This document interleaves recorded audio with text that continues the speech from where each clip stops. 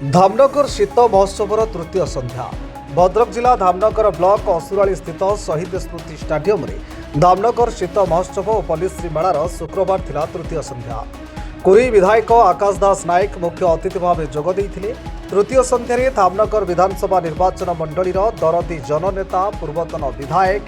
घासफुलर प्रतिष्ठाता कवि तथा ओडिशा विधानसभा विरोधी दलर उपनेता स्वर्गत विष्णु सेठी नाम मंचटी समर्पित होता। यह मंच में धामनगर ब्लॉक अध्यक्षा शर्मिष्ठा बेहेरा, धामनगर एनएससी अध्यक्षा निवेदिता जेना और रविनारायण साहू प्रमुख उपस्थित थे। पाइक आखड़ा घंटपाटुआ नृत्य पंजाबी भांगड़ा दर्शकों मनोरंजन करता। यह उत्सव में अनुष्ठित होता सांस्कृतिक कार्यक्रम में धामनगर समेत भद्रक जिलार दर्शक मैंने उपस्थित रही मनोरंजन करते। शीत महोत्सव को आसी अत्यंत आनंदित ओडिशार कला साहित्य संस्कृति को जो भाव में प्रदर्शित करा सहित अनेक जन युव कलाकार और स्थानीय कलाकार मैंने कला प्रदर्शन कर निश्चित भाव में महोत्सव आमर लोकल प्रडक्ट को अधिक अधिक प्रमोट करा अत्यंत खुशी भी आसी विशेष भाव में एठार जो आरेंजमेंट जो आतिथ्य से धन्यवाद दूसरी। धामनगर शीत महोत्सव 2026 रे आज मु जोग देइथिबारु ये गोटे नियारा अनुभूति गोटे नियारा अनुभव एवं धन्यवाद देवी ओडिशार यूथ आइकन युव मंत्री सानु भाई सूर्यवंशी सूरज जी आज मते ये कार्यक्रम को आसबार गोटे सुजोग देइछन एवं एते मात्रा रे धामनगर वासी को भल पाइबा पाइबार गोटे सुजोग देइछन। निश्चित भाव में जो आयोजन करता माने जो कमिटी हेची जार सभापति सूरज भाई निजे अछंती ताकू बहुत बहुत साधुवाद देवी जेते श्रृंखलित भाव में एते बड़ भाव में एते भव्य ढंग रे गोटे एते बड़ महोत्सव आयोजन हेची जोथरे कि 150 स्टॉल पड़ी एवं बुक फेयर मध्य रही। मु भावुची ये आयोजन ये जो अरेंजमेंट ये कटक बाली यात्रा ठू कम नुहे। मो से आर्गे रस्ता रुकुसुना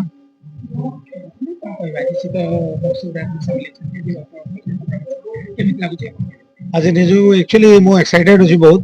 फर्स्ट टाइम पाई हमर धामनगर शीत महोत्सव को आसी आ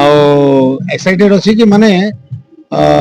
एमिति प्रोग्राम हवा कथा माने धूली गुड़वा कथा एते बड़ मंच एते ऑडियंस होछंती मु बहुत एक्साइटेड अछि किंतु टिके लेट हो गलानी स्टेज पर्यंत मिलिनी एटा एक्चुअली ठीक है। आज एक्चुअली मु माने धामनगर शीत महोत्सव कमिटी रे जते मेंबर्स होते बहुत बहुत धन्यवाद देबे। एक्चुअली जो महोत्सव होउची एक्चुअली बहुत लोग जानि नांती महोत्सव कोन पई होउची एटा प्रशासन गोटे माने पदक्षेप नहीं चंती जे हमर परंपरा माटीर भाषा माटीर संस्कृति केमिति का थिला एवर जनरेशन के जान नांती तो जो भाषा जो माने वाद्य जो ये नृत्य सब लुप्त हे जाउची ताको केमिति आगो को आनिबे हमर एई एबेकार जनरेशन माने जानिबार कथा जे हमर पूर्व पुरुष माने कोन गाउतिले कोन बजाउतिले कोन नाचुतिले से जिनस सब एटा प्रयास करिसंती प्रशासन आ प्रशासन को मु बहुत बहुत धन्यवाद देबी। एबे एबे बहुत माने आगो अपेक्षा एबे बहुत माने महोत्सव गुड़ा होउची